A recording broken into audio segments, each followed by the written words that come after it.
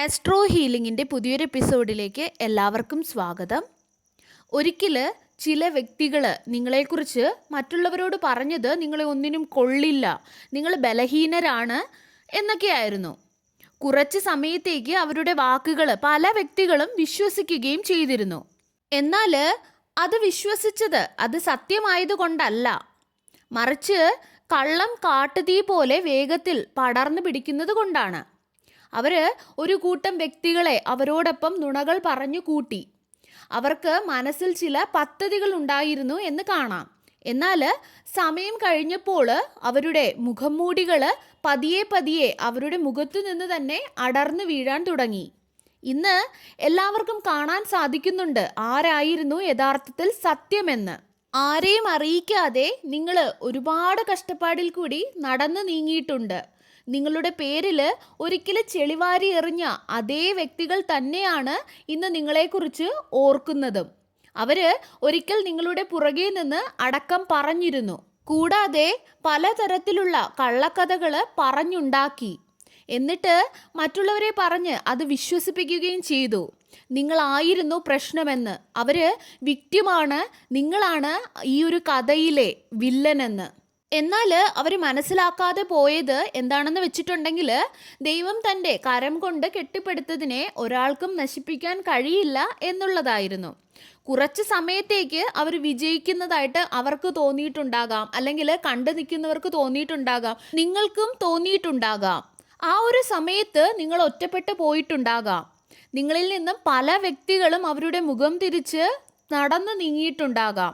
എന്നാൽ അവർ സത്യത്തിൽ നിന്നാണ് മുഖം തിരിച്ചതെന്ന് അവരന്ന് അറിഞ്ഞിരുന്നില്ല.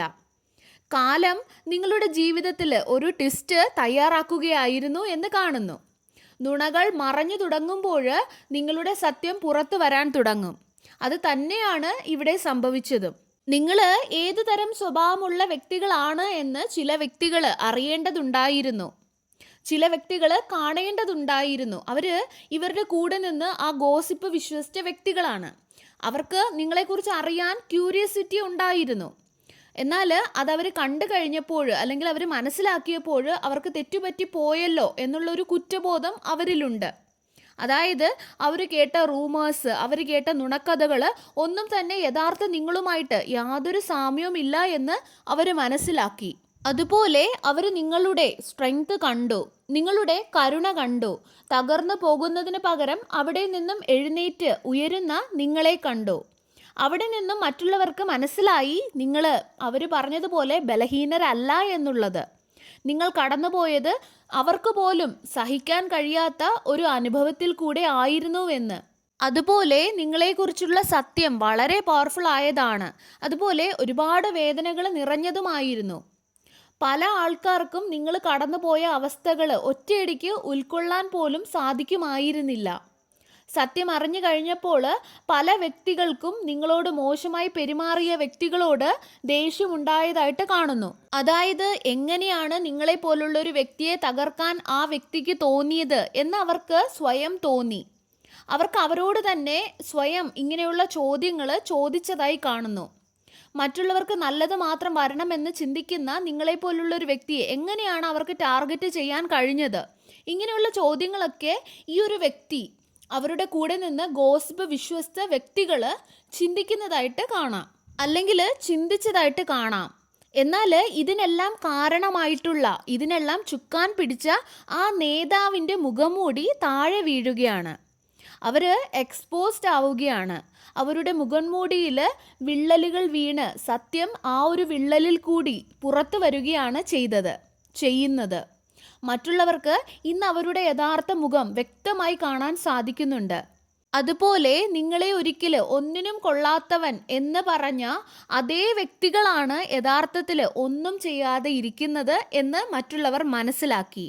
നിങ്ങളെ ഒരിക്കൽ ബലഹീനരാണെന്ന് പറഞ്ഞ വ്യക്തികളാണ് യഥാർത്ഥ ഭീരുക്കൾ എന്ന് മറ്റുള്ളവർ മനസ്സിലാക്കി.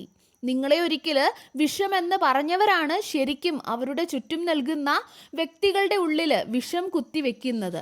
അതുപോലെ ഒരു ചെറുവിരൽ പോലും ഉയർത്താത്ത വ്യക്തികളായിരുന്നു, അല്ലെങ്കിൽ വ്യക്തിയായിരുന്നു അവരെക്കാൾ 10 മടങ്ങ് ഭാരങ്ങൾ ചുമന്നിരുന്ന നിങ്ങളെ വിധിക്കാൻ സ്വയം ഒരു ജഡ്ജായിട്ട് നിങ്ങളുടെ മുൻപിൽ വന്നത്. അല്ലെങ്കിൽ നിങ്ങളെ വിധിക്കാൻ ശ്രമിച്ചത്.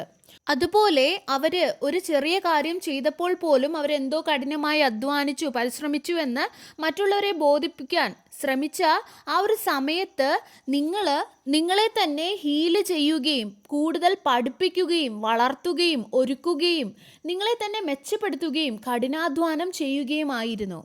ഒരിക്കൽ അവരെയും നിങ്ങൾ സപ്പോർട്ട് ചെയ്തിരുന്നു. അവരാണ് നിങ്ങളെ വിലയില്ലാത്തവൻ എന്ന് വിളിച്ചത്, അങ്ങനെ വിളിക്കാൻ ധൈര്യം കാണിച്ചത്. എന്നാൽ ഒരിക്കൽ അവരെ എല്ലാ ബുദ്ധിമുട്ടുകളിൽ നിന്നും സഹായിച്ചത് നിങ്ങളായിരുന്നു അവർക്ക് പല ഐഡിയാസും പല സമയങ്ങളിലും പറഞ്ഞു കൊടുത്തിരുന്നത്. അവരുടെ ആത്മവിശ്വാസത്തെ ഉയർത്തിയത് നിങ്ങളായിരുന്നു. അവരുടെ ജീവിതത്തിൽ വന്ന പ്രതിസന്ധികളിൽ അവർക്ക് വഴികാട്ടിയായി മാറിയതും നിങ്ങളായിരുന്നു. എന്നാൽ നിങ്ങളുടെ എനർജി അവരിൽ നിന്നും നിങ്ങൾ തിരിച്ചെടുത്ത നിമിഷം മുതൽ അവരുടെ ചിന്ത നിങ്ങളെ നശിപ്പിക്കണമെന്നായിരുന്നു. നിങ്ങൾ മുന്നോട്ട് പോകുന്നതിൽ നിന്നും എങ്ങനെയും നിങ്ങളെ തടയണമെന്നായിരുന്നു. എന്നാൽ യഥാർത്ഥത്തിൽ അവർ ചെയ്തത് മറ്റുള്ളവർ കാണുകയെ അവരുടെ തന്നെ യഥാർത്ഥ മുഖം തുറന്നു കാട്ടുകയാണ് ചെയ്തത്. അവരുടെ യഥാർത്ഥ സ്വഭാവം മറ്റുള്ളവർ കാണുവാനിടയായി. നിങ്ങളെ ഒറ്റപ്പെടുത്താൻ അവരുപയോഗിച്ച അതേ നുണകൾ തന്നെയാണ് അവരുടെ യഥാർത്ഥ സ്വഭാവം ഇന്ന് ഉയർത്തിക്കാട്ടാൻ കാരണമായത്. അതുപോലെ നിങ്ങൾക്കെതിരെ അവരെ തിരിക്കാൻ ശ്രമിച്ച വ്യക്തികൾ സത്യം കാണാൻ തുടങ്ങിക്കഴിഞ്ഞു. അവർ പല കാര്യങ്ങളും കണ്ടുപിടിച്ചു, അവർ പല കാര്യങ്ങളും ശ്രദ്ധിച്ചു, അവർ വാക്കുകളും പ്രവൃത്തികളും തമ്മിൽ ഒത്തുനോക്കി. ഈ ചുറ്റുമുണ്ടായിരുന്ന പൊടിപടലങ്ങൾ അടങ്ങിയപ്പോൾ നിങ്ങളുടെ പേര് വ്യക്തമാണ് അല്ലെങ്കിൽ ക്ലിയർ ആണ് എന്ന് മറ്റുള്ളവർ മനസ്സിലാക്കി. എന്നാൽ അവരുടേതാകട്ടെ അവരുടെ തന്നെ പ്രശ്നങ്ങളിൽ തകർന്നു പോകുന്നതാണ് കണ്ടത്. അവരുടെ ക്രെഡിബിലിറ്റി, അവരുടെ റെപ്യൂട്ടേഷൻ എല്ലാം അവർ തന്നെ സ്വയം നശിപ്പിച്ചു എന്ന് പറയുന്നതായിരിക്കും കൂടുതൽ ശരിയാവുക. കാരണം ഡിവൈനിൻ്റെ നിയമം എപ്പോഴും സത്യത്തിൻ്റെ കൂടെയാണ്. സത്യം പുനഃസ്ഥാപിക്കും. നിങ്ങൾക്കെതിരെ അവർ നട്ട ഓരോ വിത്തും അത് കളകളായി അവരുടെ തന്നെ കാലിനെ ചുറ്റിപ്പിടിക്കുന്നതായിട്ടാണ് എനിക്ക് കാണുന്നത്. അവർ നിങ്ങളുടെ നാശത്തിനായിട്ട് ചെയ്തതെല്ലാം അവരുടെ സ്വന്തം നാശത്തിനായി മാറി, അല്ലെങ്കിൽ നാശമായി മാറി.